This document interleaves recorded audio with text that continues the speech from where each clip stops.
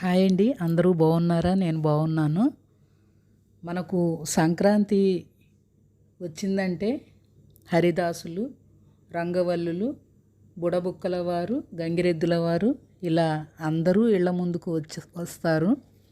పండగ సమయాల్లో వచ్చే బుడబుక్కల వానికే కానీ గంగిరెద్దుల వాళ్ళకే కానీ ఇచ్చే ధాన్యమైన ధనమైన భగవదర్పిత భావంతోనే ఇస్తాము. సాంప్రదాయం వలన ఆచార సాంప్రదాయాల పట్ల అనురక్తి ఈ కార్యాలలో ప్రధానము. గంగిరెద్దుల వాళ్ళు గంగిరెద్దును సర్వాంగ సుందరంగా అలంకరించి ఆటపాటలు నేర్పి రకరకాల విన్యాసాలు చేయించే గంగిరెద్దు అని చుట్టూ పిల్లలే కాక పెద్దలు మోగుతారు. ఊరి చివరనున్న దేవాలయ ప్రాంగణంలోనో ఏ రావి చెట్టు నీడలోనో విశ్రమించి ధనుర్మాసమంతా ఊరూరా తిరుగుతూ గంగిరెద్దులను ఆడించటము వారి సాంప్రదాయము. గంగిరెద్దుకు యథాశక్తి ధన వస్త్రదానం చేయటం గృహస్థుల సాంప్రదాయము. ఇలా ఈ గంగిరెద్దుకి కుచ్చుకుచ్చులు లాంటివి, బట్టలతో తయారు చేసిన కుచ్చులు లాంటివి కొమ్ములకు కట్టుకొని వచ్చి గంగిరెద్దును తయారు చేస్తారు సర్వాంగ సుందరంగా. ఎవరైనా వస్త్రాలను కూడా ఇస్తూ ఉంటారు ఈ ధనుర్మాసంలో మంచిదనని.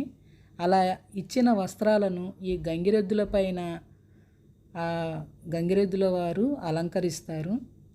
రంగురంగులుగా చూడండి గంగిరెద్దులు ఎంత అందంగా ఉన్నాయో. ఇలా సాంప్రదాయమైన కళారూపాలన్నీ మనకు దర్శనమిచ్చేది ఈ భాగ్యవంతమైన ఈ ధనుర్మాసంలోనే. ధనుర్మాసం అంటేనే ప్రతి ఇల్లు కళకళలాడిపోతూ ఉంటుంది. ఇంటి ముందు రంగవల్లులు తీర్చిదిద్ది ఈ గంగిరెద్దులు వచ్చినప్పుడు, ఇంటి ముందుకు వచ్చినప్పుడు పసుపు కుంకుమలతో అలంకరించటము చాలా శుభదాయకము. వీరు కూడా మనము ఎంత ఇస్తే అంత తీసుకొని వాళ్ళు ఆశీర్వాదం చేస్తారు మనస్ఫూర్తిగా. మా చిన్నప్పుడు బుడబుక్కల వాళ్ళు వచ్చేవారు. వాళ్ళు 5 తెల్లవారుజామున వచ్చేసి మొండిగా అలాగే కూర్చునేవాళ్ళు ఇళ్ల ముందు. అదేదో వాళ్ళ చేతిలో ఏదో ఉంటుంది, దాన్ని వాయిస్తూ ఉండేవాళ్ళు. అలాగే చీకటితో వచ్చేవాళ్ళు వాళ్ళు.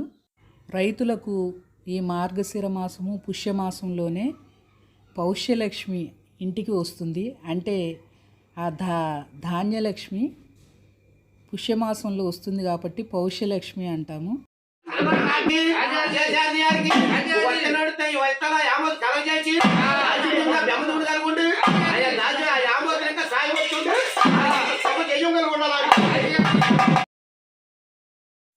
ఈ ధనుర్మాసంలో ఒకవైపు దైవారాధన, ఇటు సాంప్రదాయము, మరొక వైపు ఆరోగ్య సూత్రాలు కలగలిపిన ముచ్చటైన ధనుర్మాసము ఎంతో రమణీయము, కమనీయము, పరమ పవిత్రము. మరో మంచి వీడియోతో మీ ముందుంటాను. Okay, thank you.